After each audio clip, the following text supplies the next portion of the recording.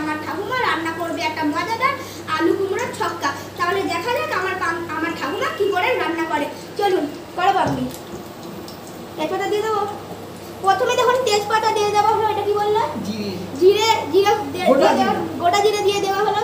তুই বলতে থাকো একটা একটা করে। এবার বলো। একটু লবঙ্গ দিলাম। এবার লবঙ্গ দেবো গাইস। হ্যাঁ দাও লবঙ্গ দেবো। এই নাও দারচিনি। দারচিনি দিয়ে দেবো। এই লবঙ্গ। দাও লবঙ্গ। এটা হচ্ছে এলাচ। দেখুন এলাচ দিয়ে দিলাম। এই নাও লবঙ্গ দুটো। এই দেখুন গাইস লবঙ্গ দিয়ে দিলাম।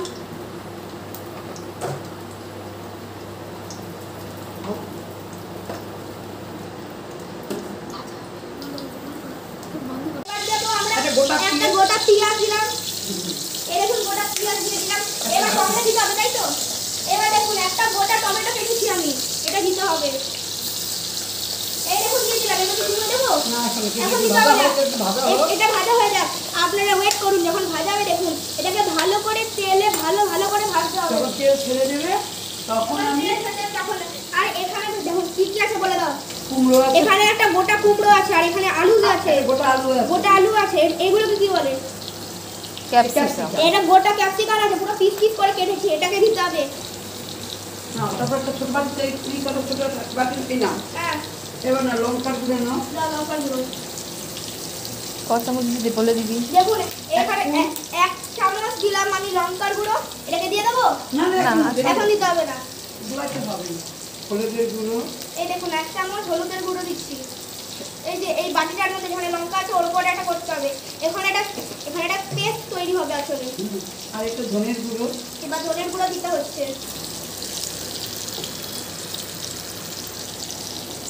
আর কি দেবো? এই দেখুন নুন দিতে হবে। আর নুন দিতে হবে। এরকম দেখুন এরকম ভালো মতন করতে হবে। জল দিয়ে গুলাই নি। হ্যাঁ একটু নুন দিয়ে দিলাম। চামচ জল। নুন জানি দেবো। নুন দেবে না। জল দেবো? না জল দিয়ে না। কোন জলটা দেবো? খাবার জল? না দেখো আমি দিয়ে দেবো। এই কত দেবো? হ্যাঁ দেখুন একটুখানি জল দিতে হবে। তারপরে এটা কি করে করবে? চামচ দাও। চামচ দিয়ে একটু দিয়ে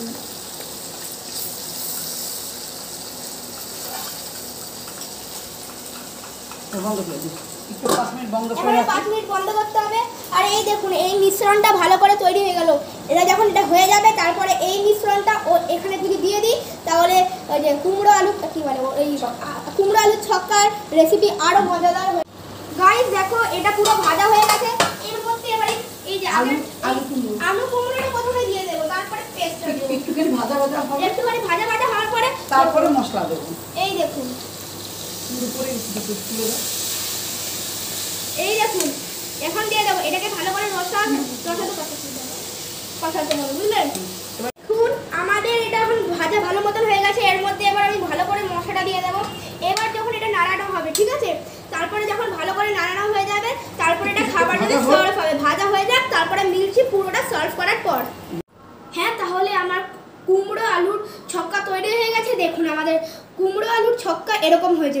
চলুন সবাইকে সার্ভ করে দেখি।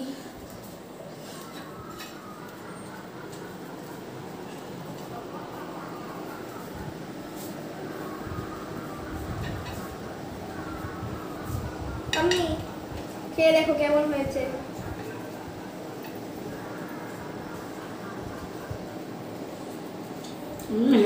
হেভি হয়েছে তো? এবার নিজের রান্নাটা নিজেও একটু খা। খাচ্ছি হেভি কেমন হয়েছে? হেভি হয়েছে। ব্যাস। তাহলে আপনাদের যদি এই ভিডিওটা ভালো লাগে তাহলে লাইক শেয়ার সাবস্ক্রাইব করে যাবেন। Bye bye. রান্না আরো পাবেন। রান্না আরো পাবেন আপনারা। বাই।